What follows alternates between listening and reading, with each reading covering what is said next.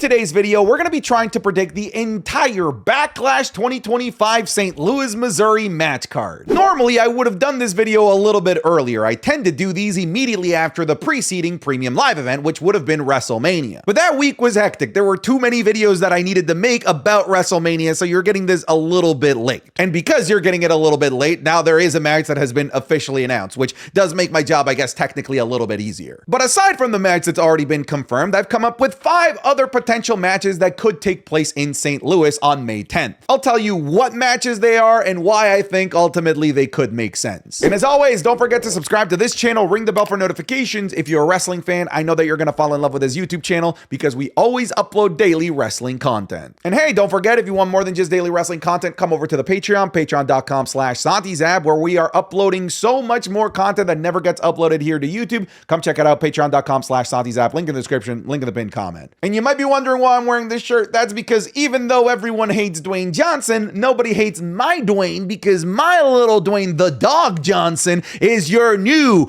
undisputed wiener dog race champion of the world. Well, of my local city. But anyways, yeah, my dog won a wiener dog race, and that's awesome. And I got this shirt for it, baby. Anyways, that's it. I'm done bragging about my wiener. Let's start the video. All right, so yeah, let's start with the big elephant in the room, the match that's already been confirmed, which does make my job for this video a little bit easier, that being the match for the WWE Undisputed Championship between the champion, a heel John Cena, taking on the challenger, a babyface Randy Orton, and it still feels like I'm in the middle of a Twilight Zone saying that. Look, I'm gonna be honest with you. I feel like pretty much anyone would have seen this match coming off the back of the result of WrestleMania 41. Even if Cody Rhodes had won, I think pretty much everyone was expecting Randy Orton to be going after whoever had this championship, considering this PLE was in his hometown of St. Louis, Missouri. And with Cody Rhodes, 1, losing, and 2, taking time off, it only made sense to run back this never-ending feud between John Cena and Randy Orton. And I'm gonna be honest with you, even though I've seen John Cena and Randy Orton, I kid you not, what feels like over 100 times in my lifespan as a wrestling fan, that still somehow manages to feel new and exciting. And yes, the reason for that is the new dynamic that we have, the fact that we have a babyface Randy Orton that is fighting for the legacy of his family and trying to keep the history of the WWE intact and doing this for the fans, and a heel John Cena that's trying to destroy history, destroy legacy, and ruin wrestling for the fans. This doesn't compute. This feels so wrong, but yet so right. It feels wrong because of the character dynamics that we have, but it feels right because we've been here before. This is comfortable, this is nostalgic, and this is just right. I will say, even though it was kind of obvious to have Randy Orton in this match, before Backlash was announced for St. Louis, I would have never expected the John Cena retirement tour to have the inevitable Randy Orton match to happen this early on in the retirement tour. I really genuinely was expecting Randy Orton versus John Cena to be something further on in the year, something that would have even been John Cena's last match of his entire career. If you actually look at betting sites, you will actually find that Randy Orton is the odds-on favorite to be John Cena's final opponent. Even still, even with this match still going on. One of the other things that I'd like to mention is that I actually feel like this is a, whether intentional or not, genius play to have Randy Orton be heel John Cena's first opponent. And that's because, as we saw off the back of WrestleMania, John Cena as a heel is now being cheered. He was the crowd favorite in that Cody Rhodes match, and even in this post couple of episodes after WrestleMania, he still continues to be cheered regardless of what he says. And if we want this story to truly play out how it's supposed to, John Cena shouldn't be getting cheered. And honestly, the best way to combat nostalgia, which is the reason why so many people are cheering for John Cena, is with more nostalgia. And it doesn't get more nostalgic than Randy freaking Orton trying to go after John Cena for the WWE Championship, because it's a story as long as time, and doing it in his hometown of St. Louis will make sure that John Cena gets booed and Randy Orton is the hero getting cheered. But yeah, I can't wait for this match, even though, like I've said, I've seen this a million, quadrillion, umptillion times. This is still something that feels brand new and fresh. Not that I'm picking winners here, but like if push comes to shove, you know, you're putting a gun to my head right now, I'm going to predict that John Cena is going to win.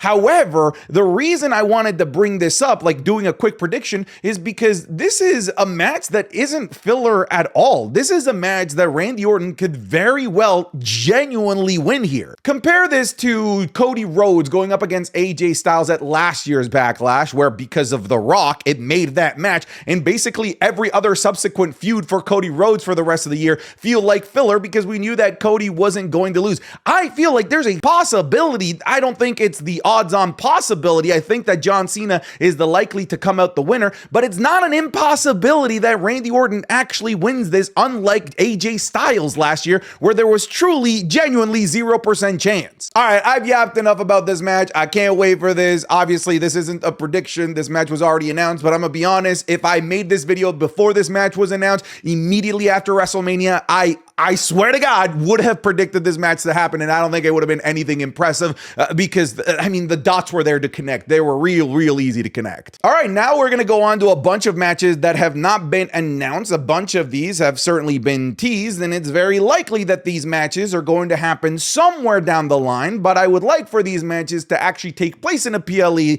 like Backlash. Let's start off with the United States Championship match from the Friday Night SmackDown side of things with the champion Jacob Fatu, and god damn it, good luck to anybody trying to take this championship off of Jacob Fatu, because this guy could potentially be one of the most dominant United States champion in a long time. I really hope that whatever match happens for the United States Championship within the foreseeable future, that it happens at Backlash. This should be at a PLE, because if you think about it, this division may be the backbone of Friday Night SmackDown for the foreseeable future. They might be what carries the main event scene for a while, because we have a part-time champion in John Cena. Cody Rhodes is taking a hiatus, which kind of leaves a vacuum at the top of the card, and I think that that vacuum can be filled with a Jacob Fatu being surrounded by a bunch of great white sharks trying to knock him off the perch and take his United States Championship away from him. Now, for this first match, I'm predicting it is going to be a multi-man match. I do think that LA Knight is going to be involved here. I think that LA Knight, off the back of losing his United States Championship, deserves a rematch off the back of a fantastic match, dare I say the best match of his singles career in the WWE. I want to see out more of LA Knight. I want LA Knight to be given the opportunity to show out in this feud with all of these main eventers that I'm going to be listing, so that he could potentially leapfrog into the main event scene later this year. I would love for LA Knight to continue to chase this, because not only is the chemistry between him and Jacob Fatu clearly there, but there is a lot of mic work magic that can happen between LA Knight and some of these other guys. The other person is Drew McIntyre. Drew McIntyre basically called a shot already at Jacob Fatu, told him that he's coming after the biggest, baddest, scariest guy in the yard, and that guy isn't John Cena. In the eyes of Drew McIntyre, it is indeed Jacob Fatu. And I love the idea of using an established main eventer and putting him in this scene, because like I said, this scene is going to be the main event of SmackDown for many episodes from now until whenever John Cena drops his championship belt, and a great way to cement this as a main event caliber feud, a main event caliber division,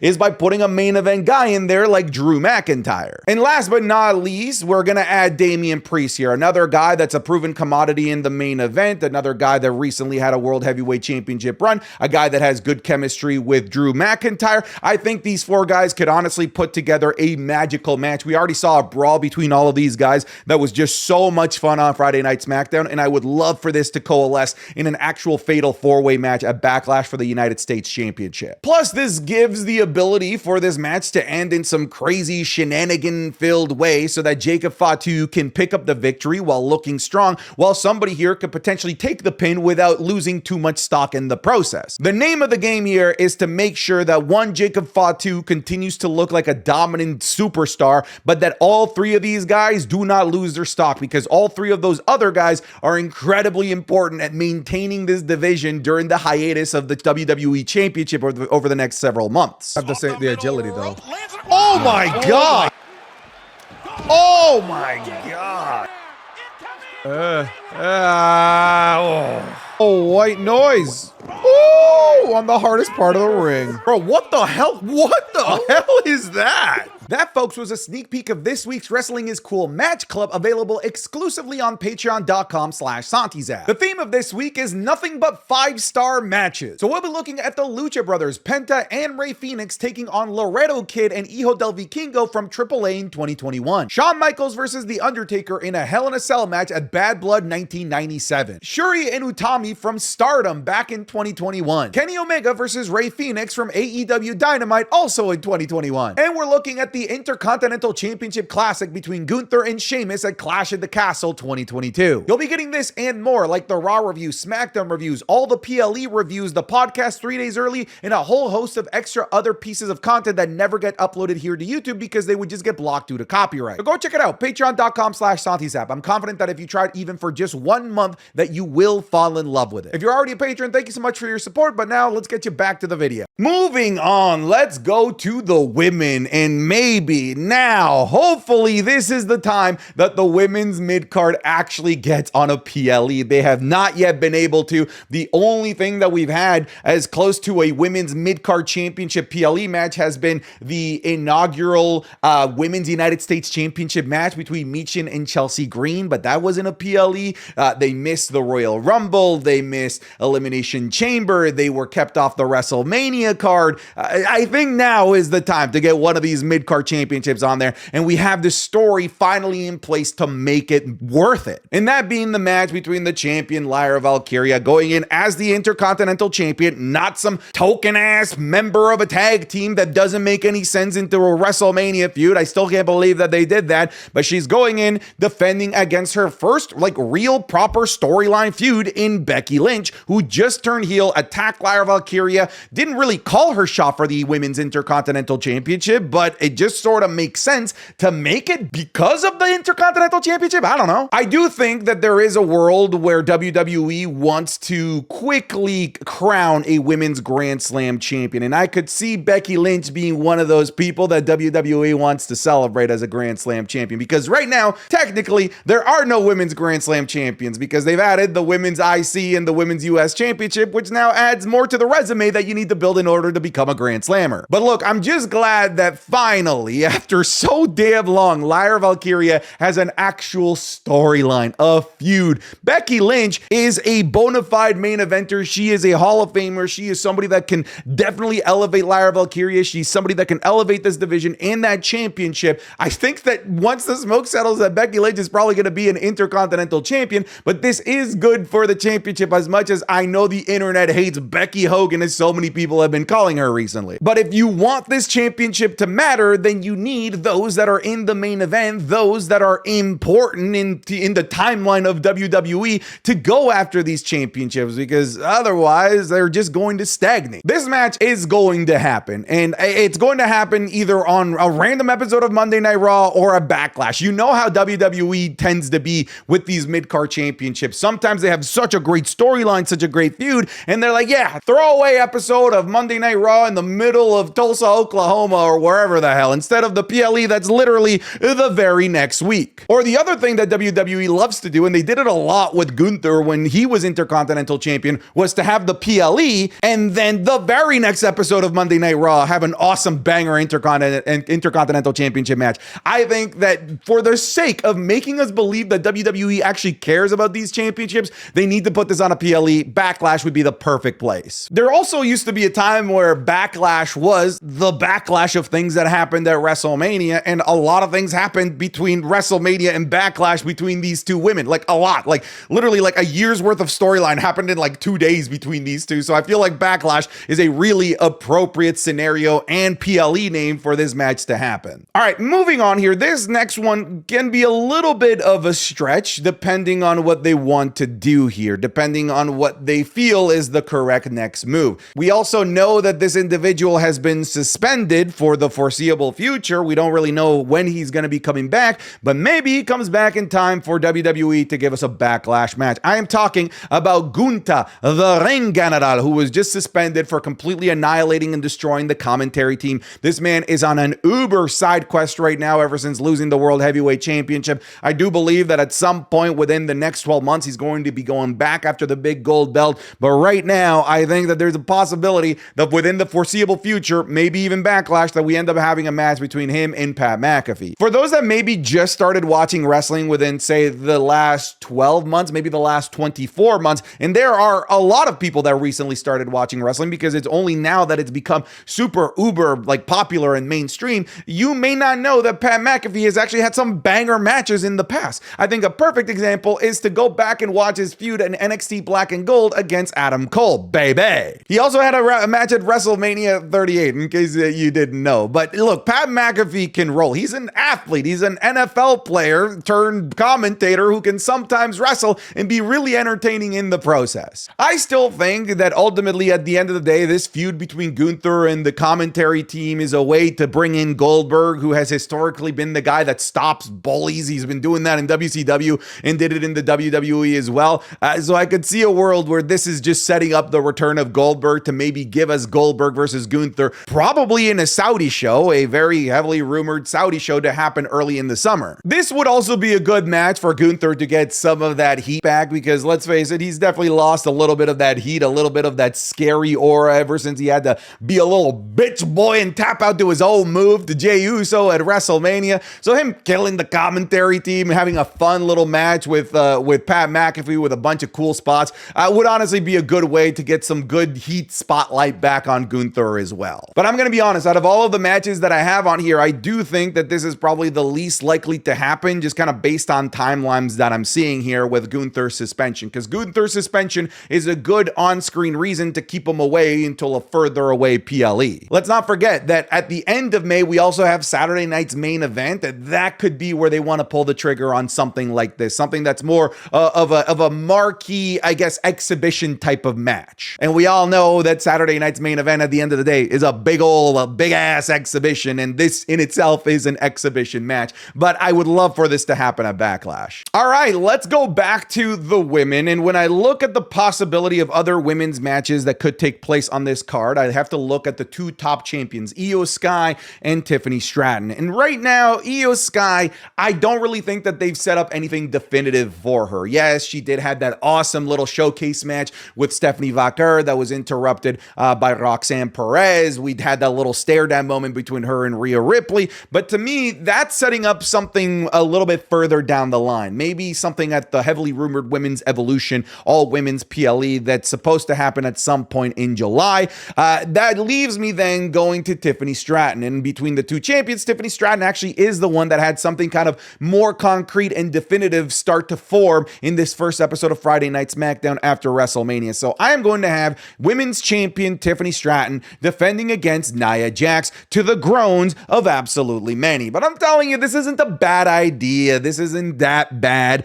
Look, Nia Jax is better than people give her credit for, as much as people just want to despise her. But listen, there is a story here. There's a story here that makes sense. This is also a great way to continue to build Tiffany Stratton off the back of her big win against Charlotte Flair post WrestleMania, because right now, the biggest asterisk, the biggest question mark in Tiffany Stratton's championship reign is Nia Jax. She has yet to actually properly one-on-one beat Nia Jax, because her first victory was the championship win, which included a Money in the Bank betrayal. And then the second time that Tiffany beat Nia Jax was in a tag team match at Elimination Chamber. So they've never actually had a proper one-on-one match, one-on-one feud for that championship that hasn't ended in some sort of crazy shenanigans. So I think that this is the time that we give Tiffany Stratton her definitive, no questions asked victory over Nia Jax, so that then she can move on past Backlash, move on beyond Nia Jax, so that we can look at the bigger fish in the tank that is SmackDown,